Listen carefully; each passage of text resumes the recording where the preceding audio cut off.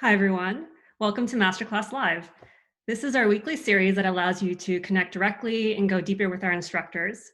For those of you new to our community, MasterClass is a place where you can learn from the world's best. You can learn about writing a book, making a first-class meal, or becoming a better negotiator.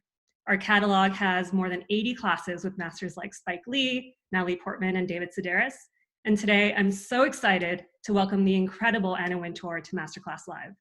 Anna has held the position of editor-in-chief for Vogue for more than 3 decades, was named the artistic director of Condé Nast in 2013, and most recently was appointed global content advisor of Condé Nast. Last year, Anna graciously opened her doors to us and took us inside her world for her masterclass on creativity and leadership. She's joined today by the incredible international editor-at-large at Vogue, Hamish Bowles, who's doing us the honor of interviewing Anna tonight and asking some of the questions you, our masterclass community, submitted for Anna to answer tonight. Anna and Hamish, welcome, and thank you both for being here. Thank you. Thank you for having us. Thank you, Jasmine. Thank you for having us. Good evening, Anna. I hope you're doing well. Hello, Hamish. I know we're all broadcasting from different locations given the current circumstances. Hamish, I have to say I love your coordinated bow tie with your... Yes. Oh, thank you. I like a little bit of lilac in life and in clothing. Well, without further ado, I'll let you both get to it, and I'll see you in a bit. Okay, thank you. So, Anna, I'm not going to ask you how many Zoom meetings you've been on today, because I don't think I will tell you it started at 7. So. Oh my God. I am going to ask you whether there was something in particular that motivated you to want to teach a masterclass. Well, I think as you well know, Hamish, we are asked continuously, both by young designers and students and young people who want to enter either the world of fashion design or fashion journalism or just journalism, for advice and counsel and suggestions about how they might become part of the world that you and I love so much. So it felt to me that doing MasterClass, which does such a fantastic job, was an amazing opportunity to share many of the things that I've learned over so many years, particularly when it comes to helping young designers and young editors and young journalists, young photographers, everybody that works within our world about how they might embark on a career. And I wonder why you decided to focus specifically on the ideas of creativity and leadership for the class. Well, I think that they're a very good pairing, that I think that if you are a leader, part of what you have to do is to recognize creativity and embrace creativity and also lead with it. I mean, I think when I look back on some of the initiatives that we've worked on so closely together, Hamish, over the years, and particularly something like the CFDA Vogue Fashion Fund, which we've just repurposed into a common thread, that came out of tragic circumstances after September the 11th, when we saw how hand-to-mouth the existence of young designers in New York really was, and how we wanted to really use our position, our platform at Vogue to help them. And now we are doing something very similar with a common thread, which is an initiative that Tom Ford, who is now president of the CFDA, and the CFDA and Vogue have started, I guess, about 3 months ago, right after we went into the pandemic, when we realized yet again how young designers and retailers and people within our industry were really not knowing how to pay the rent or how to get through the next few months when they had absolutely no revenue coming in. And we realized, of course, that we could not be a bailout. Thank God for Chuck Schumer and Nancy Pelosi, but we were at least able to help and to support and to raise money to give a degree of grants that would help them get through the next, very difficult time. How did that process come together? And what do you think are the lessons in that initiative for other leaders on how they could? Well, I think it's so important when things are difficult to take a leadership position. I think it's very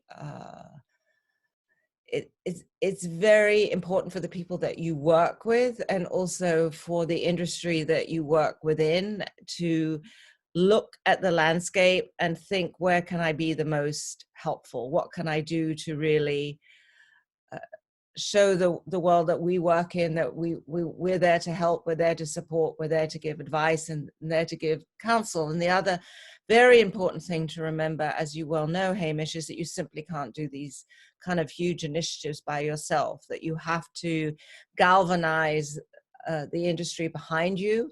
So once we had decided that we wanted to repurpose the Fashion Fund into a common thread, we engaged the CFDA, we engaged everybody who works at Condé Nast that was able to help us and to support us. We did a video series, we raised the money, and once it was announced, I was just so overwhelmed, to be honest, by the generosity of Ralph Lauren, who called me personally. I think it was the day that it was announced in the New York Times that we were starting this initiative to help young designers and people within the industry, that his foundation was going to give us $1 million. And it was just what we needed to make us believe in ourselves, but also to have other people believe in what we were trying to do. And within a few weeks after we announced it and we laid out the applications, we had well over 1,000 applications, Hamish, to apply for these grants, which we now have raised over $5 million.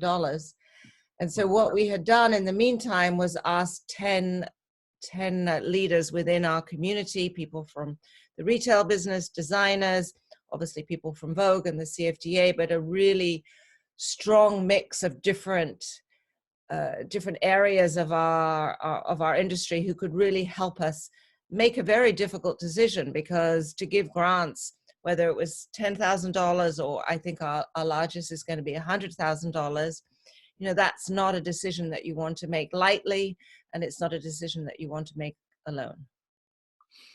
And how have the applications been? I mean, what's struck you? Well, I think if you are a young designer, and I hope to goodness that you're never in a situation like so many are in during this pandemic, but if you are in a situation where you do need to apply for a grant, or you are applying for a position, whatever it may be, the most important thing is to prepare. And obviously the applications that have been thoughtful and careful and given us real data and numbers and a very clear explanation of where the grant, should they be given it, go, those are the applications that we're going to take far more seriously than those who sent in 2 lines with a smiley face. Right. It's such an inspiring initiative, as we'll all see later from the videos of those in our fashion community who've been affected by the pandemic. There's a video clip later in this program.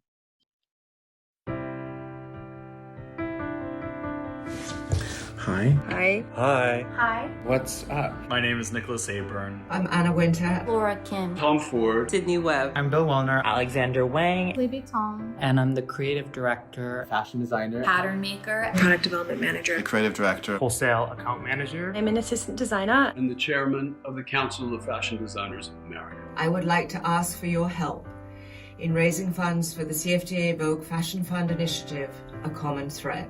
Our goal with A Common Thread is not only to highlight all of the designers whom you know and love, but also focus on those individuals who keep our industry running. The challenges that we face are profound, but this fund, we hope, is a step in the right direction.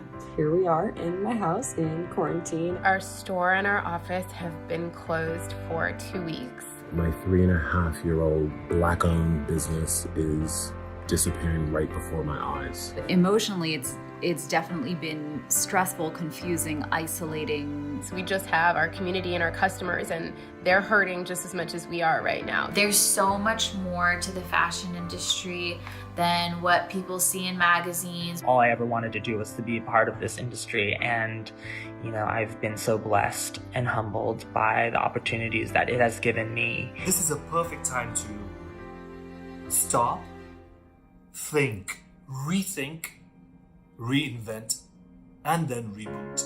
We know we have to do a lot better, and this is the right time to pause and think about how we can improve our industry. Everyone keeps saying, like, I can't wait for things to get back to normal. I don't think there is a normal after this.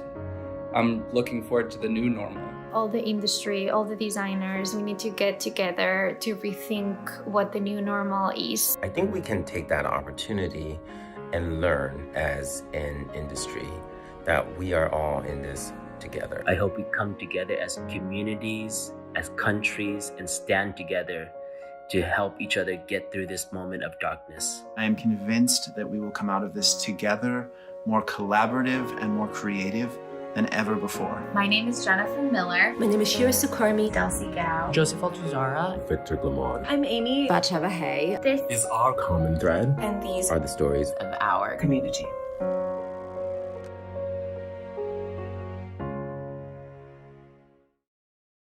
Obviously, the current situation has changed the way we all communicate, both as a team and with the players in our working world, and it's going to keep on changing.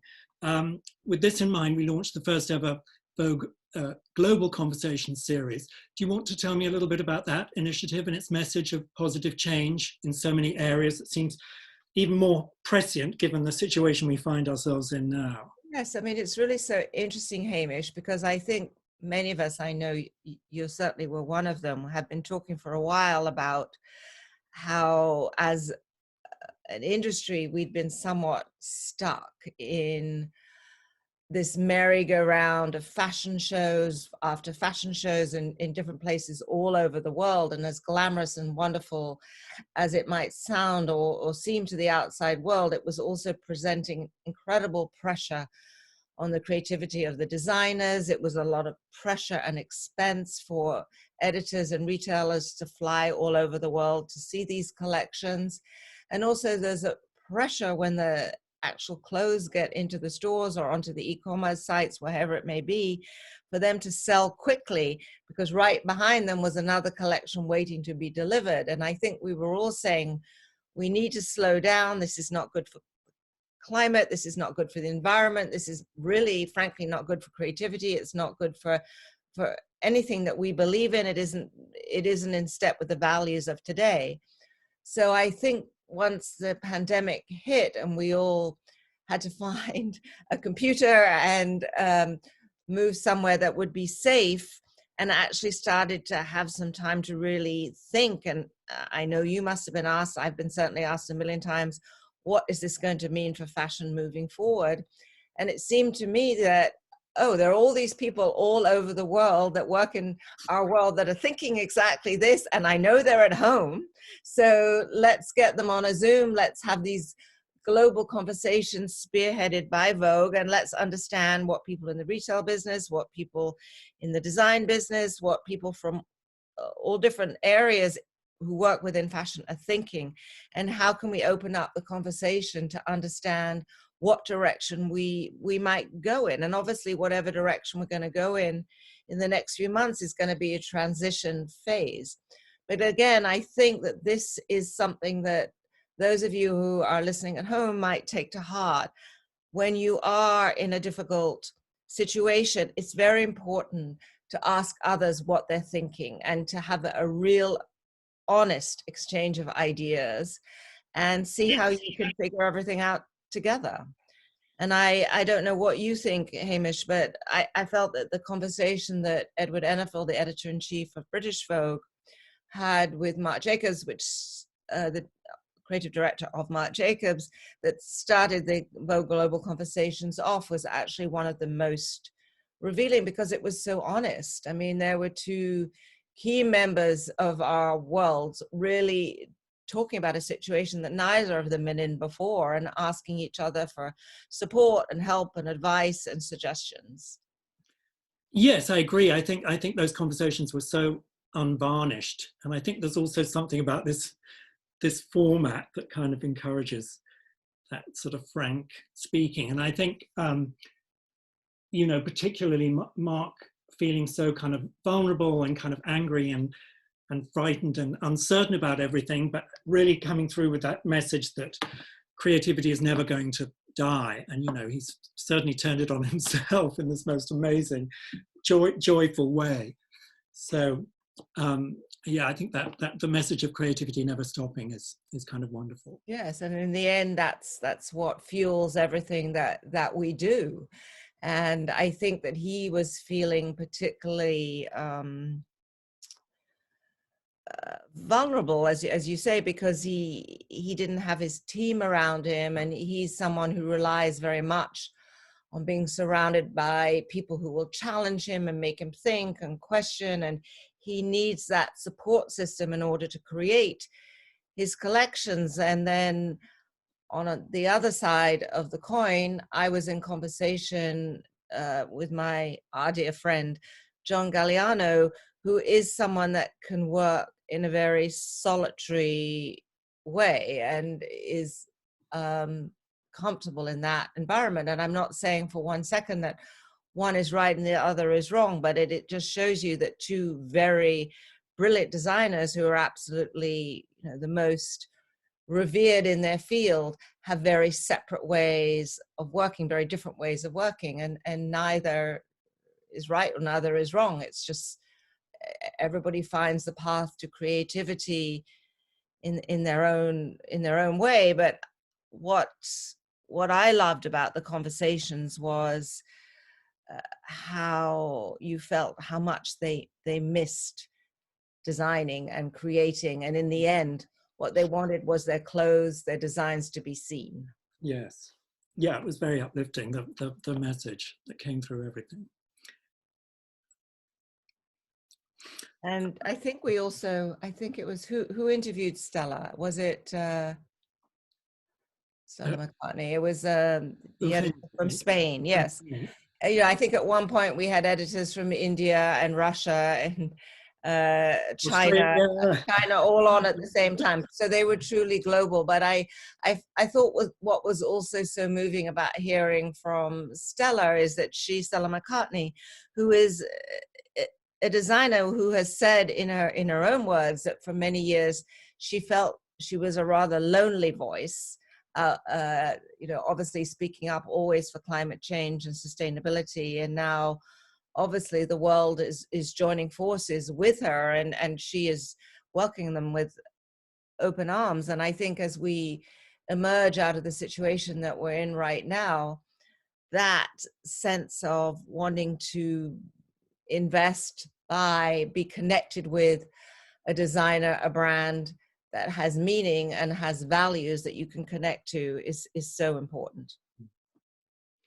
Absolutely. In the class, you invited cameras into Vogue's editorial process for the March 2019 issue. Students were able to see you kind of run and manage fashion and editorial meetings for that issue, the whole sort of process.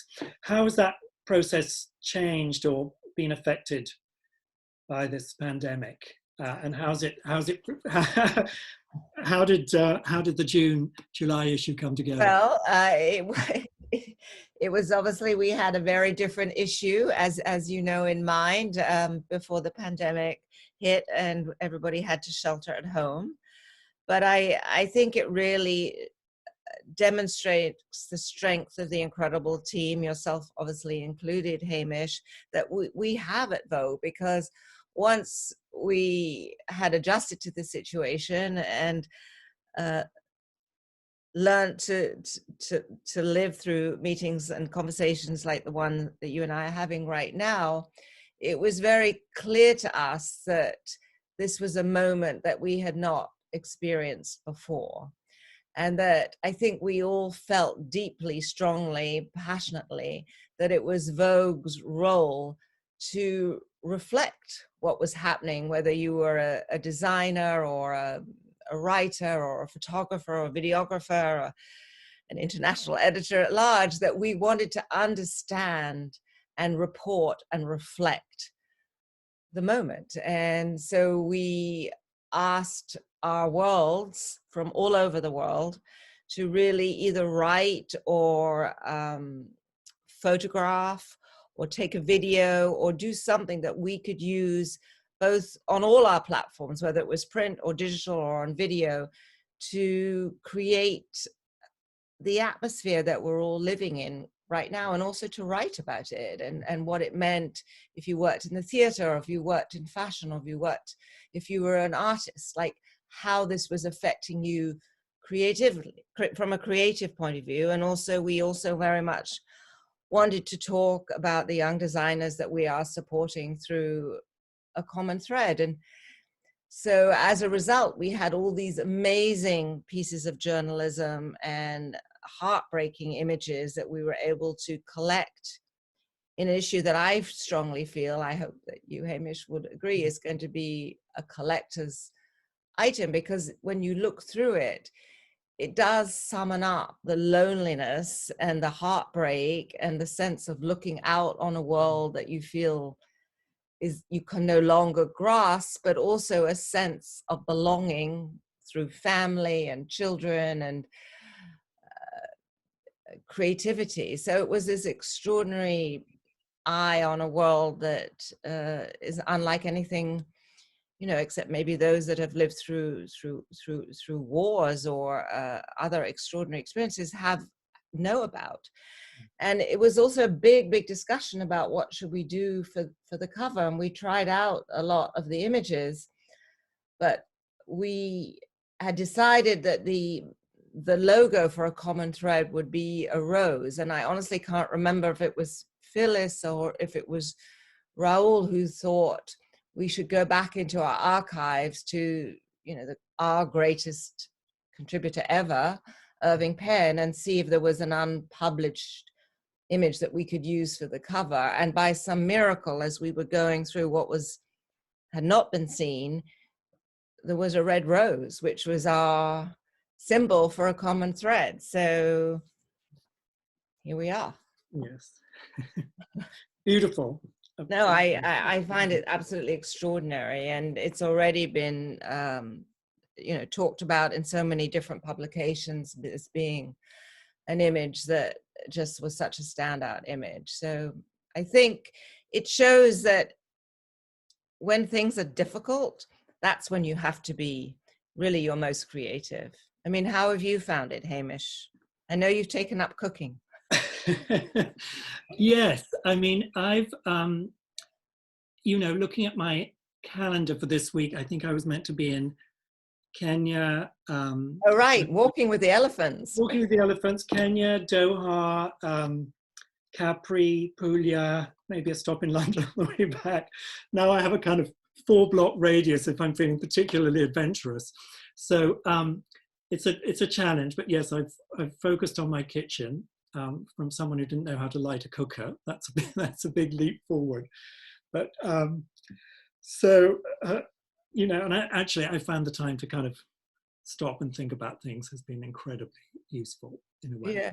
Yes. As you said earlier, you know, we were on this crazy schedule, and I think you more than any of us. I mean, you just never stop. But for those who are watching, who may not be as familiar with some of the adventures that Hamish has been on, maybe you might want to tell some stories about a couple of the ones that you've been on in the past. Like the Survivor was one of my particular favorites. Yes, I think some wag at the office, might have been you, Anna. No, never. I thought it would be a great idea to take me out of my comfort zone and send me on an outdoor survival school in southern Utah with wild bears and mosquitoes and flash floods and all that kind of thing. So I kind of survived it for a week. I mean, I completed the course. I was very proud of myself. That was followed by being signed up for an X Factor audition, which I think probably is the single most terrifying experience of my entire life. Oh yeah, I'm not sure. You didn't get. How far did you get? I'm trying to remember. I mean, I got most of the way through my song before the hand shot up. Well, it was a lot of fun. It was a lot of fun to read about, and I think it's very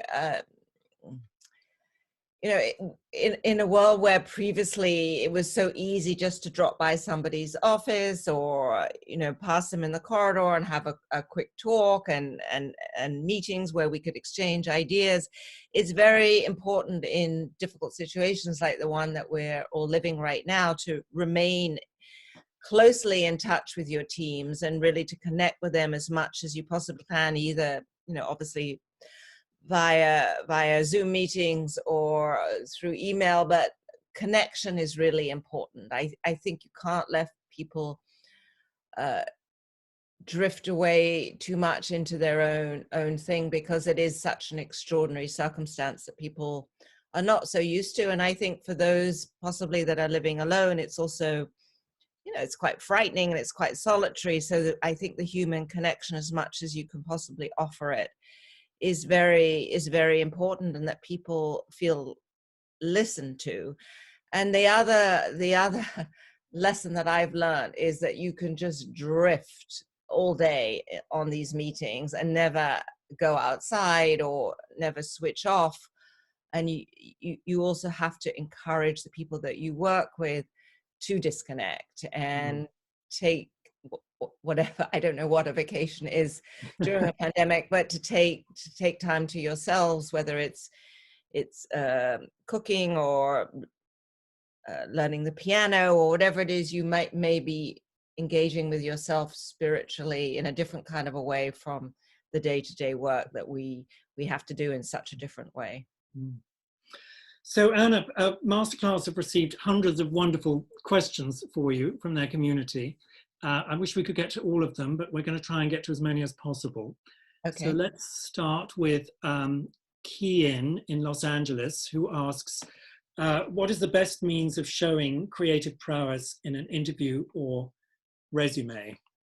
I'm so glad we have that question, because I'm going to let you answer that question, Hamish, because I remember vividly our very first interview. Oh my gosh. Well, in my defense and upfront, I'm going to say I was a 21-year-old club kid stylist. You'd just come to British Vogue. Mm-hmm. I had a very gender fluid approach to dressing. And your lovely assistant, Gabby, had told you that you had to meet me.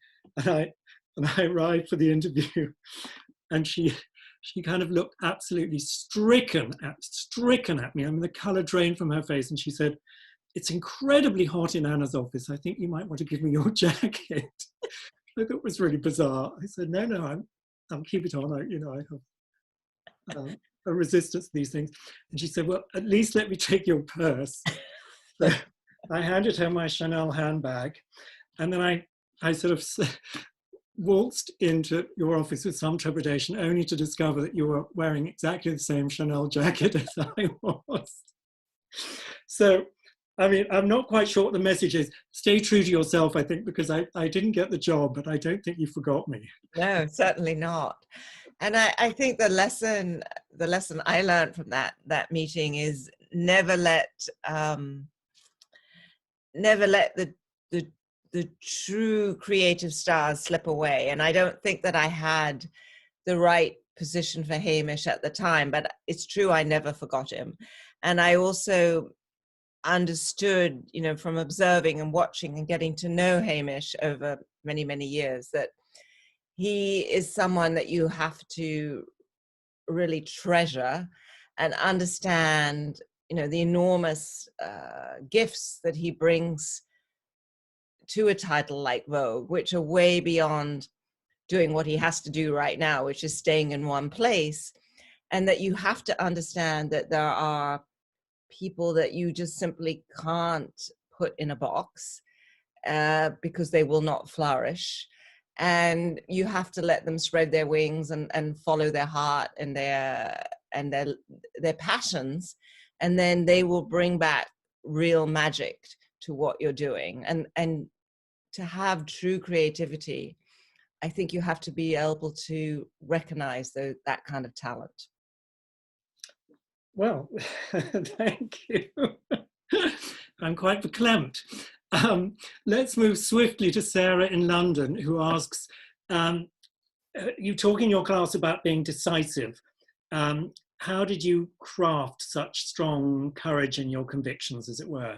Was this something that you had throughout your career, and how did you kind of come to it, acquire it? Yeah, thank you for asking that. I mean, I think I grew up in a family of journalists. My mother was a film critic, and my father was a newspaper editor. And at that time, there were maybe 10, 12 editions of a paper every single day, if you can believe it. I guess it's a little bit similar to what we're doing now, except they all had to be produced physically. And I saw him making decisions on, an hourly basis, and and he was very clear in the directions that he was giving his journalists and his editors. And I always saw how much he was admired and what a great paper he produced, and also how people responded so much better to something that they could understand, even if it was a no and they disagreed. At least they knew where they were and what the parameters were. And I, in my career, have worked for people that have been very decisive, and I found that very much easier to work for than people that would change their minds and not be clear. So I think it's a combination of having a father who was so decisive and worked in the world that I eventually worked in, and also having experienced both sides and understanding if you're working for someone, clarity is a real gift, I think. Well, that's what I've experienced for 27 years, and it certainly is, yes. Clarity and directness, no grey areas. Maria Jose in London, Canada asks, how are you spending your days in the past months, and what have you learned about being at home? Well, I've been very fortunate that I have a home on Long Island, and I've been able to see spring in a way that I have never ever seen before. So I've spent, when I'm not here in this room working, I spent a lot of time walking around the garden, looking at daffodils, and wisteria now is extraordinary. The lilacs are amazing, and just because when we arrived here, everything was brown and cold and dark, and now it's light at 5 o'clock, and it's staying light now until 8:15. And just really seeing a garden open has been an extraordinary gift. So I've loved that, and I'm also very fortunate in that I'm sheltering at home with my daughter and my daughter-in-law and my 2 granddaughters and my son-in-law. So I've been very lucky to be able to spend time with them. And I understand, listening to a lot of the team at Condé Nast, at Vogue, how much everybody is enjoying the family time, and how many of them are saying they would prefer to continue working remotely, or at least partly remotely. So I do think it's been a time for reflection, and I think it's been a time to understand what's important in your life. And I think that we have spent a lot of time running too fast. I mean, I don't know what you think, Hamish. I think just that, yes. I mean, I've kind of loved my schedule and the craziness of it, and being on a plane a couple of times a week and so on. But I mean, it has, in lots of ways, it's sort of been amazing sitting still, and as you say, seeing spring in this city, which I, like you, I really haven't seen for. Oh, and the blossom, unbelievable. It's wonderful. So, Esther in Los Angeles asks, and we've touched on this a little, what direction is fashion heading in the future? I think that that's a question that right now is impossible to answer. I definitely think that people are focusing on slowing down and being as creative as they possibly can, and talking to readers, to audiences, to customers about the value of fashion, and less about it being disposable, that fashion can mean emotion, it can be about memories, it could be something that you can give to your son, to your daughter, it doesn't mean it's something that you should just wear one time. I mean, I feel that we really need to think about sustainability and the environment and what this industry means to the world going forward. So in that, to answer that question, I think everybody that works in our world is using this time to move forward in a better way. But in the immediate future, I think we're just going to be looking at a period of time for a year, maybe 2 years, that will be very transition. And as we emerge, there'll be a clearer path. But I don't believe for 1 second anybody has the answer, the full answer to your question right now. Right. Melissa in Washington, D.C. asks, can you, well, we've sort of covered this, I suppose. Can you supply any tips on how to compartmentalize in a healthy way work life and home personal life? I guess it's your garden, right? Your beautiful garden. My garden is a great joy. But I think to anybody embarking on a career, I think it is dangerous and maybe overwhelming only to immerse yourself in your work. And I also think if you have, as Hamish does, a life apart, a very full life apart from your work, whether it involves the theater or film or books or whatever, music, whatever it may be, that is only going to inform your work and make it more interesting and more full, because I think everything that you absorb and see and learn about and listen to, reappears in another way. So I think a balance is incredibly important. Right.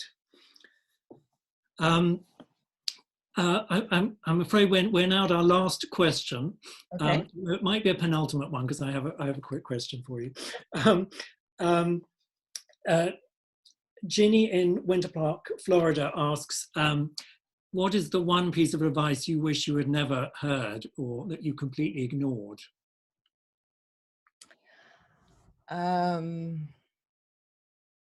That's an interesting question that I wish that I had ignored. Yes. Or that you had ignored.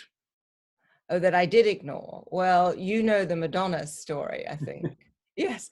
I was sat next to a rather pompous person who inquired about what I did. And I said, I work at Vogue. And he said, oh, I love Vogue. I think of Vogue as being, Audrey Hepburn and Katharine Hepburn and Princess Grace. And it's a title, or it's a magazine that would never put Madonna on the cover. And I remember it was right at the time that we were actually photographing Madonna, and that for her first Vogue cover. And there were many after that. And we were so thrilled to have her. And that made me more determined than ever to put Madonna on the cover. So. And a last question: do you have a favorite memory or moment from your masterclass? Well, I love talking to MasterClass. Well, it was a fascinating and very enjoyable experience. But I love talking to MasterClass about the Fashion Fund, and to explain how important it is, I think, for all of us at Vogue to understand what a young generation is thinking. We learn from them just as much as they may learn from us, and to understand what they're thinking and how they're designing, and what their inspirations might be, and just meeting them and being part of their world, and seeing where they live and how they design, and seeing their passion and their enthusiasm and their sense of hope is just a wonderful gift. And then, of course, sadly, not this year, but in years past, I always love to talk about the Met and how important the work of brilliant Andrew Bolton is to us at Vogue, and how, again, we're so inspired by his mind and how he sees fashion in a historical context, and how he tells his stories, and how we can bring worlds that might not necessarily go into the Met looking for an exhibition that is about Poiret or Schiaparelli or punk, but stumbles on it and really learns something and enjoys it. So I think those are two initiatives that we all work on at Vogue that I think everybody there really feels so, I think feels very, so that they are a very special part of the world that we work in. That of course producing the magazine, whether it's print, digital, or video, is vital to what we do. But I think one of the wonderful things about being at Vogue, and I know Hamish, seeing how you work and what you do, I think that what's so extraordinary about Vogue is it can give you a platform to help others in so many different ways and to learn from others in so many different ways and to cross into so many different worlds. Yes, I completely agree. Thank you, Anna. It's been wonderful talking to you, and now, alas, our time is up, and I'm going to hand you over to Jasmeet. And Hamish, that was so fun and such an important conversation. I love the image, Hamish, of a 21-year-old club kid as you were wearing a Chanel coat. Do you have any photos from that time? I'm afraid there is pre everybody photographing all the time. Pre-Instagram. There's one club picture lurking on the internet. I'm trying to get my hands on it. And I love what you said about, when things are difficult, taking a leadership position. I remember such a big theme in your class, and I love that you are just living your words and showcasing that right now with the global conversations and a common thread. So thank you both so much for taking the time. Anna, I want to leave you with one last question. You mentioned earlier the work of your father at a Fleet Street newspaper and how he influenced you greatly. I'm wondering, what are the lessons he taught you that are most resonating with you right now, particularly working, in journalism? Well, I saw his love for what he did and how much he cared about the people that worked with him, and how excited he was by the people that he worked with, and about telling stories and putting out the news and being at the center. I mean, he was working on a newspaper, so at the center of culture, at the center of politics.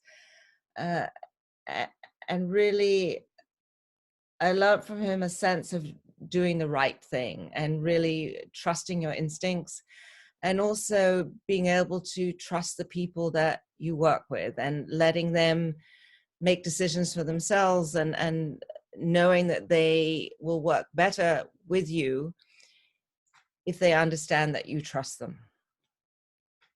Great. Well, thank you guys so much for taking the time to be here. And thank you to everyone who's joined us today. For those of you who are MasterClass members, we're teaming up with Anna for a special challenge called Lead with a Vision that gives you a chance to win a signed copy of that June 2020 edition of Vogue. Anna, you mentioned that's probably going to be a collector's edition years from now. So this is a great chance to submit for the contest and receive that copy. Just head over to the community page and share a story of how you led with the vision. And we plan to announce the winners the week of June 15th. MasterClass Live takes place this time every Wednesday, and our next guest is one of the greatest dancers of all time, Misty Copeland. And Hamish, thank you so much.